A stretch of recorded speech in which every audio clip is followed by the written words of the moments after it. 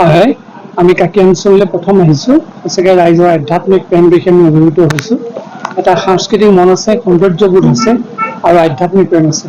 আৰু এই তিনিটা কথা যি সমাজত থাকিব তাতেই ঈশ্বৰ স্থায়ীকৈ থাকে। গতিকে ঈশ্বৰ যে ইয়াত আছে স্থায়ী ৰূপত ৰাইজে প্ৰমাণ কৰি দিছে।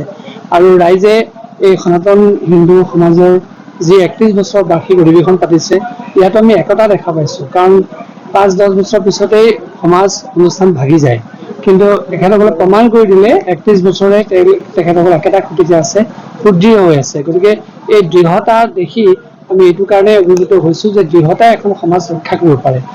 তেখেতসকলৰ যিকেইটা সমাজ ৰক্ষা কৰাৰ কাৰণে গুণ প্ৰয়োজন আটাইকেইটা দেখা পাইছোঁ, আৰু সেইকাৰণে আমি অত্যন্ত আনন্দ অনুভৱ কৰিছোঁ। নহয়, আমি আচলতে কৰিব নকৰিব সেইটো ক'ব নোৱাৰোঁ, কাৰণ গণতান্ত্ৰিক পদ্ধতিৰ মতে ৰাইজে ভোট দিব, ৰাইজৰ বিচাৰ্য বিষয়।